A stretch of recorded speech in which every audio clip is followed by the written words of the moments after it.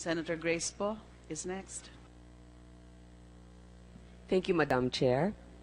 Magandang hapon po sa inyong lahat. Maraming salamat muli sa inyong pagdalo ngayon para maliwanagan ang ating mga tanong. Alam niyo po, sa kahit na anong laban, dapat kilala natin ang ating mga kaaway. Sigurado ko sa inyong mga intelihensya, meron na kayo talagang mga pangalan ng mga dapat hanapin. Nais ko lamang itanong kung ito bang mga pangalan na ito, lalong-lalo na kung malakas ang ebidensya at kailangan puntahan, ito ba'y nakapaskil ang kanilang mga litrato o ito ba'y naka-upload sa anumang website ng PNP o ng gobyerno para makatulong rin ang ating mga ordinaryong mamamayan at makilala sila para maiwasan sila? Sa ngayon, Your Honor, kung wala pa silang warrant of arrest, hindi pa po namin sila pwedeng i-publish yung kanilang mga mukha. We might be violating the law kung ipapublish natin. Pero kami po sa intelligence, meron na po kami mga mukha ng ibang personalities na yan. Ito naman po kasi marami rin naman mga pronouncements ang mga kasama natin sa gobyerno kahit wala pa namang mga lehitimong kaso o warrant. Sinasabi na rin ang pangalan nila at mga mukha nila ay nakikita na natin sa dyaryo. Maaari sigurong kung hindi man banggitin officially na sila ay may kaso pa o talagang guilty na, siguro pwedeng sa law enforcement ninyo sa baba, lahat po sila ay may kopya naman yan ng mga hinahanap ninyo. Lahat po ba ng mga police precincts merong mga kopya niyan ng mga hinahanap ninyo? Meron ba kayong top 100 or top 200 na mga hinahanap sa ating bansa ngayon? Your Honor, yung sa police station level po, iba po yung hawak nila, Your Honor. Sa kanila, meron silang sariling top 10 na hinahabol. May mga mukha yan, may pangalan. Sa provincial level, meron ding iba. So, up the line po, Your Honor, meron po kayong mga mukha. Pero yung top 10 na yon, yan ba yung may mga warrant or not necessarily? May warrant, Your Honor. Hindi May po namin warrant. pwedeng ilagay sa wanted list kung walang warrant of arrest. So, dun lang sa intelligence ninyo, ang may kopya nung mga wala pa naman warrant, pero merong basis for questioning. Yes, Your Honor. Okay, para maliwanagan lang yan. Tapos, kasi nabanggit din na ang Pilipinas ay kasama sa global drug trade.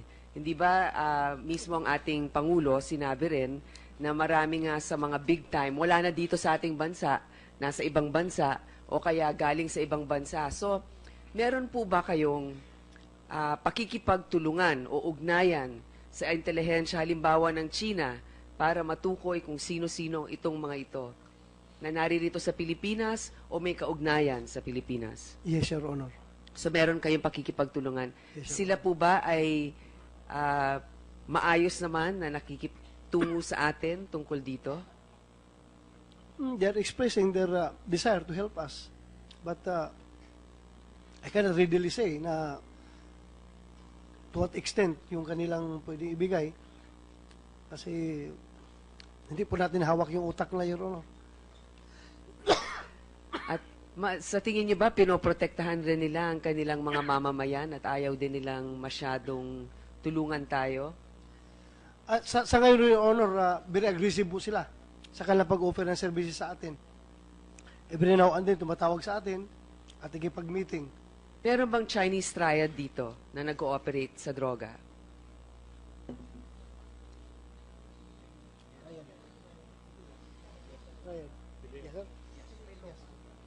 Yes, Your Honor. Meron at natutukoy naman ninyo, nandito ba yung pinakaulo nila o wala? Wala po, Your Honor. Pero may mga tauhan sila na kilala ninyong konektado? Meron. Sige po, siguro kung ito po'y sensitibo, baka pwede niyong bigyan yung komite ng update kung ano na nangyayari kahit na hindi na natin i-discuss dito. Yes, Your ng Honor. bukas. Yung isa po na nais nating matanong, kasi meron pong tinatawag na parang anatomy ng drug trade. Sino yung ulo, sino yung mga nasa ilalim nito. doon natin natutukoy ang iba't ibang mga kasangkot dito. Pero ganun din sa ating mga kapulisan, meron pong order of battle. So, syempre kayo po, katulad niya, nandito kayo ngayon, ang dami ninyong trabaho, dami ninyong kinakausap, ang dami ninyong awards. Meron bang nakatukoy na pinuno sa bawat rehiyon na point person ninyo dito sa laban sa droga? Sinong in charge ng, halimbawa, sa Luzon, sa Visayas at sa Mindanao, na kinakausap nyong direkta na may responsibilidad pag hindi bumaba ang insidente ng droga sa lugar nila? We use our chain of command, Your Honor. At the regions, yung mga regional director, at the provinces, yung mga provincial director, city director, chiefs of police, we use our chain of command. So yun din ang inyo, walang specific na appointed mula sa inyo para lamang sa droga. Talagang chain of command. Yes, Your Honor, we use our organizational structure at sila po ang nananagot doon sa kanilang lugar. Kaya po, tatanggalin natin sila kung mahina yung kampanya nila sa droga. After 3 months, tatanggalin po natin sila, Your Honor. Salamat po para mas malinawan. Alam niyo po, nung dati akong namuno ng Committee on Public Order, ang isa sa nabahala ako ay ang pagkakaalam na ang bawat presinto ay merong maintenance and other operating expenses na nung panahon nung isang 16th Congress, 1,000 per police officer lamang. Itong MOOE na ito, pambayad na ng panglinis dun sa presinto, kape, gasolina, kuryente. Hanggang ngayon po ba, ganun pa rin ang budget ninyo para sa MOOE? Yan yung susunod na pinaka-standard na computation, Your Honor, per capita. 1,000 per per head. Per Kasama month. na po ba dyan yung gasolina ng mga patrol nila? Hindi pa, Your Honor. So Separate merong po. separate. Magkano yung allotment para dito? Hindi ko po dala-dala ngayon yung Siguro, request, Your Honor. tama po kasi para pag nag-deliberate kami ng budget, gaya nga ng sinabi ni Senator Recto, ay matignan natin kung reasonable. Kaya ako naman natanong yan. Sa mga iba't ibang lugar o probinsya kung saan napakaliit ng suporta maski ng local government dahil wala rin silang masyadong pera, ang nalaman namin, yung mga local police precincts umaasa dun sa mga may kaya sa lugar na yon. Ngayon, dun sa mga lugar na yon, ang mga may kaya na nais tumulong sa pulis ay merong hindi masyadong magandang intensyon din. Alam naman natin, wag na natin banggitin, pero maaring ang iba sa kanila konektado din sa droga. Kaya, yung allowance ng pulis, mas tinaasan ninyo, masaya kami doon. Kami rin ay nagpapasalamat na gano'n ang inyong polisiya, pero dapat din yung pag-maintenance ng mga presinto, mapataas natin at susuportahan natin ito para hindi sila makorrupt ng mga kung sino man ang naghahari-harian doon sa kanilang mga probinsya. Ang isa pang nais kong tanungin kasi, alam ko si Chief Luterio ay very capable. Ngayon, nung nag-usap tayo noon, nung huling meeting natin, nabanggit po ninyo na nababahala kayo na hindi pulis ang mamuno ng intelligence affairs ngayon sapagkat ng internal affairs ngayon sapagkat napakamaselan at delikado ang inyong mga operasyon. At sabi ko naman, ay kaya na ninyong protektahan yan. Kung kinakailangan, naisip ko nga, baka dapat kunin din ninyong tulong ng military kung papayagan yan para magkaroon ng mas balanse. Ito lang po kasi na naisip ko, hindi ko natanong sa inyo noon. Sabi nyo kasi ngayon marami kayong ginagawa pa. At siguro pag natapos na ninyo yung kampanya at saka ninyo papalitan at gawing sibilyan. At narinig ko rin po at ako'y masaya na nakapagsumiti na kayo sa Pangulo ng mga pangalan ng mga sibilyan na pwedeng mamuno ng IAS. Ito ngayon ang aking nais itanong. Sa operasyon ninyo ngayon, na nais ninyong makuha ang inyong layunin na mabawasan ang problema ng droga in 6 months, mas kailangan po kasi natin ngayon ang sibilyan na nandyan. Kasi pag natapos ng operasyon ninyo, edi mas lalo nang hindi kailangan sapagkat ngayon nga ang maraming controversial na mga katanungan ukol sa mga ibang operasyon ng ating mga kapulisan. Kaya para hindi na rin kayo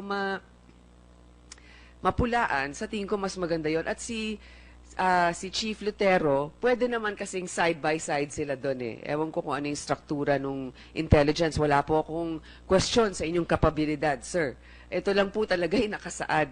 Kaya nga po pinipilit natin na matupad. At alam ko, ang kabaliktaran ninyo dun sa mga nakaraan na nakaupo dyan, kayo ay action-oriented. Kaya umaasa ko na yan ay matutugunan sa lalong madaling panahon.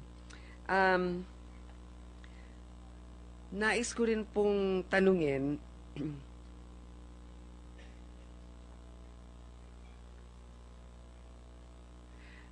alam ko na tanong na ito, no? Pero nais ko lang siguraduhin na ang mga pulis natin na nakakapatay ay bigyan ng tamang psychological briefing ukol dito para hindi naman din sila maging hardened rin, di ba? Naintindihan nila. Tapos nais ko rin bago ako magtapos, ito. Alam ko po na nabanggit ng Pangulo na magkakaroon ng pabuya ang mga magbibigay ng leads tungkol dun sa mga huhuli natin dito sa droga. Alam ko na humihingi ang ating Office of the President ng mas mataas na budget. Nakausap ba kayo, diretsyo ni Pangulong Duterte, ukol sa pabuya kung ito nga ba'y 2 million sa bawat madadala ng ating mga kababayan na mga drug pushers? Kasama po ba ang mga pulis dito sa pabuya? Sir. Wala pong pili yan, Your Honor. Kung ang pulis ay involved sa droga at siya'y nahuli, yung informant po ay makakatanggap ng corresponding reward na ino-offer ng Presidente. So nag-usap kayo ng ating Pangulo ukol dyan. Magkano po daw ang ibibigay sa bawat informant na magbibigay ng pangalan ng isang pusher? Meron kasi siyang ibang, kasi busy na ako masyado sa aking trabaho, Your Honor. Sabi niya, meron siyang assistant na magti-take charge diyan sa pagdi-distribute. Basta ang last na nasabi niya sa akin is 5 million yung drug lord talaga. Yung malalaking drug lord, 5 million ibibigay niya. So depende dun sa kanilang anatomy kung saan Kung yung mas nasa mataas. taas, mas mataas. Pag sa baba, mababa. Ang gusto ko malaman, yung pulis mismo, sa sibilyan, maaari 5 million. Sa pulis din ba, makakatanggap sila pag sila ang nakapagtukoy? O dahil kasama yan sa kanilang sinumpang tungkulin, iba naman po ang maaaring ibigay sa kanila? Nabanggit po ba yan ng Pangulo? Nabanggit ng Pangulo yun, Your Honor, kahit na pulis, kasama doon na makakatanggap sa pera na i-offer niya. Pero sa amin naman, internal, meron kaming ibang reward system, di ba? Meron kaming, nagbibigay kami ng awards. Or kung talagang meritorious, pwedeng meritoriously promoted yung tao, mapopromote. Meron po kaming sariling sistema. So sa dami ng mga hinuli, meron na bang nakatanggap ngayon ng pabuya? I presume, meron na, Your Honor. Hindi ko lang po inaalam dahil hindi ko nakikialam dahil money matters yan. O sige po. Direkta na kayo kung saan kayo pwede mag-claim. Hindi dumadaan sa akin. Siguro maganda din na anong tanggapan sa ating gobyerno ang nagdi-disperse niyan? OP? Tanungin ko po si Presidente, Your Honor. Siguro pwede tayong makahingi niyan. Kung meron ng nabigyan, siguro kung ito'y makakasama sa kanyang kaligtasan, maaari namang executive lang ito, hindi na natin i-release. Meron pong gustong idagdag si Yusek Kuy, sir? Thank you, ma'am. Ma'am, doon sa recent meeting ng Dangerous Drug Boards, there was a resolution prepared allowing or encouraging the different operating units under the Dangerous Drug Boards like the PNP, the PDEA, the NBI, to give awards, monetary incentives to their operatives for successful drug operations. So, mga magkano po? Para lang maintindihan ng ating mga kababayan. Wala pong specify na amount, but depende po yon sa availability ng funds. At ito'y galing sa budget mismo ng Respective units, ma'am, agencies. hindi galing sa Office of the President Hindi pa, Intelligence Fund. ma'am. Hindi pa yon. Hindi pa yun, ma'am. Sige. Ang atin lang babantayan dito ay hindi gamitin ng mga mismong kasangkot ang pabuya na yan na magtuturo sila ng mga kasamahan nila tapos sila makakatanggap ng reward. Tignan din natin kung ano talagang mga koneksyon nung mga kasangkot dito. Malapit na yung oras ko. Nais ko na lang sabihin, unang-una, sa ating CHR, maraming salamat din sa inyong courage na patuloy din ninyong ginagawa ninyong trabaho.